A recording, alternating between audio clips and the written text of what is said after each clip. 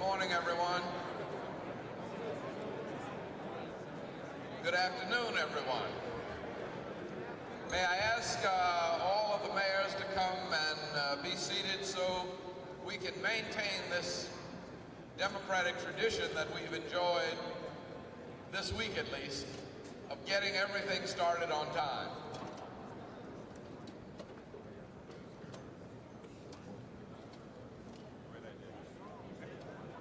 I'd like to take this opportunity to welcome you to one of the market centers that helps to keep this city in business. In this apparel mart and in the market center by the Portman companies, $9 billion of wholesale transactions go on every year. And it's through this network where there are 10,000 labels of clothes and trinkets, or whatever you'd call accessories, I think they'd say, that basically supply the entire Southeast market, and pretty soon we hope the world. But we are very glad to have you join us in our city and to have an opportunity at this meal to say that in this room, we've got people who will make the difference. We will make the difference not only in this election in 1988, but we really do on a day-by-day basis make the difference in the life of the millions of Americans that depend on your services, city services. I don't care what it is, it can't run without water. And if you need water, you got to see a mayor somewhere. You can't get along without generating garbage. And if you generate garbage, you got to have some mayor somewhere to pick it up. You can't do any business without city services and police protection, and that's our business. And so not only do you make a difference in this coming election, which you will, but you make a difference in the lives of all of the citizens of our nation. I'd now like to present to you the Morehouse College Glee Club. Dr. Martin Luther King was an alumnus of Morehouse College. We learned yesterday that Benjamin Mays, who was for many years the president of Morehouse College, was a classmate at Bates College with Panos Dukakis, the father of Michael Dukakis, and that Leroy Keith, who is the present president of Morehouse College, was chancellor of the University of Massachusetts system under Governor Dukakis. So there are a great many Morehouse connections with the coming Dukakis administration, and we're very proud to present the Morehouse Glee Club to you to introduce our luncheon and to get us kind of spirited up. The Morehouse Men's Glee Club.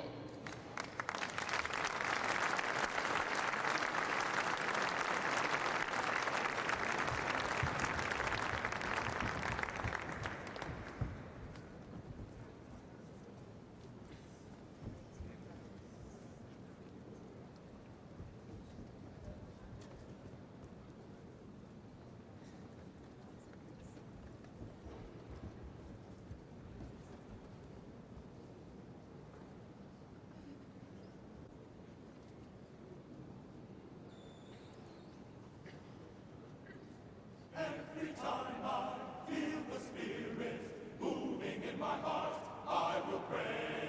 Yes, every time I feel the Spirit moving in my heart, I will pray. On the mountain, my Lord's throne, out of his mouth came fire and smoke. All around me, looked so fine, I asked my Lord if all was mine. Every time I feel the Spirit moving in my heart, I will pray. Yes, every time I feel the Spirit moving in my heart, I will pray. Jordan's river, chilled and cold, to the bottom.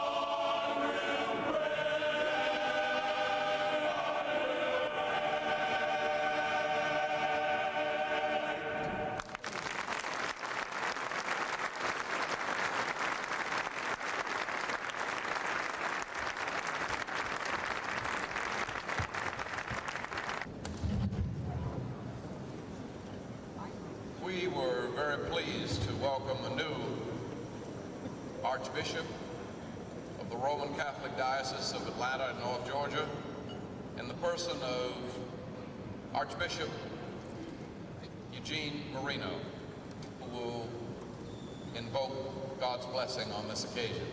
Archbishop Marino.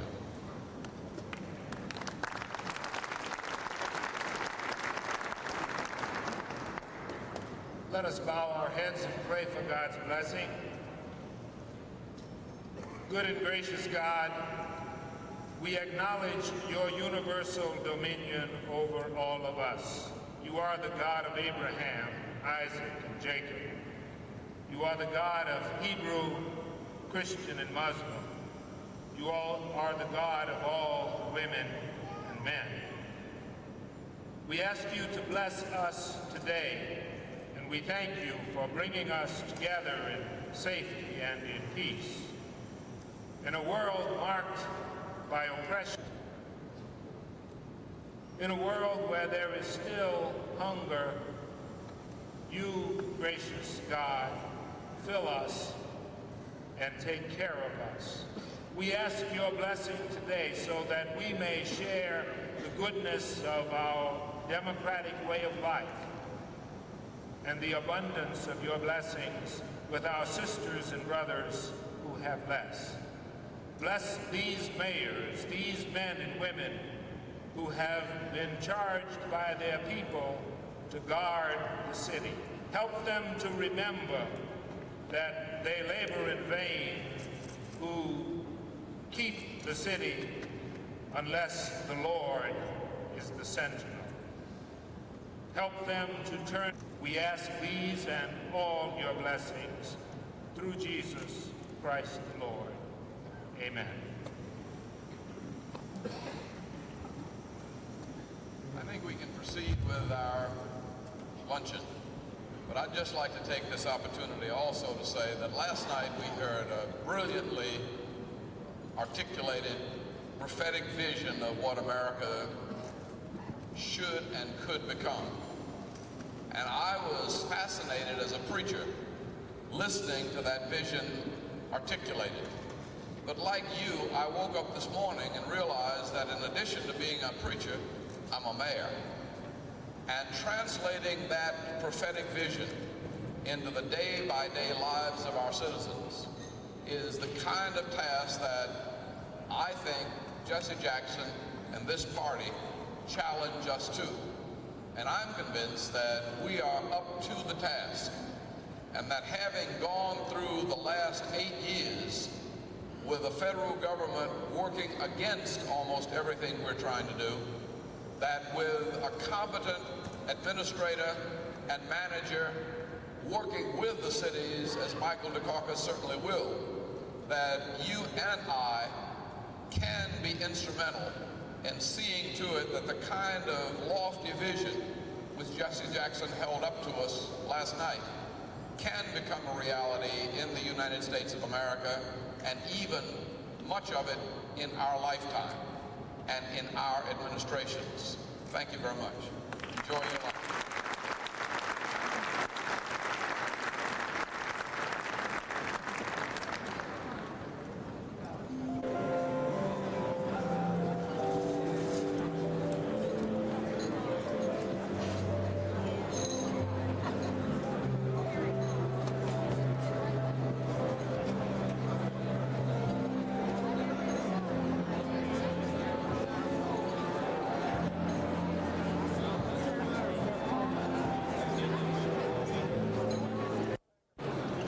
I'd like to take a few minutes just to recognize a few very, very important people.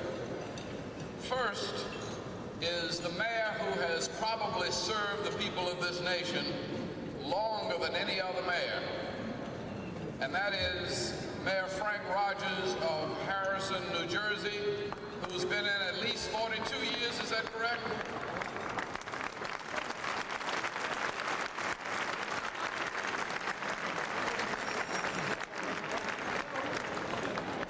And the job looks like it agrees with you. Also, I'd like to introduce the Vice Chair of the Democratic National Committee, Ms. Lynn Cutler, who is the liaison to the mayors, the Democratic mayors. We've also been pleased to have with us a task force of actors and performers from Hollywood who have been here concerned with the questions of homelessness. And all of us know and love Ed Asner and Catherine Harold and Doug Barr.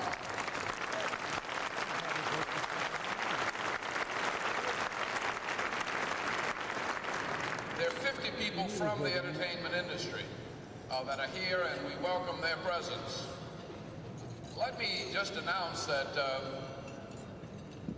10,000 labels I talked about, that if you have a little time after you leave here, there are some items on sale, and once you get inside here, this is not normally open to the public, but once you get inside, you're free to shop, and it's very, very good shopping around. Your wives and daughters and sons will appreciate it.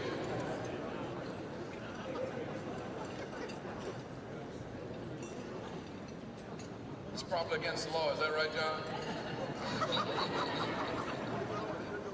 I didn't know any better. When I became mayor, I talked around to a number of mayors to ask what it is that I needed to do to help take on this job.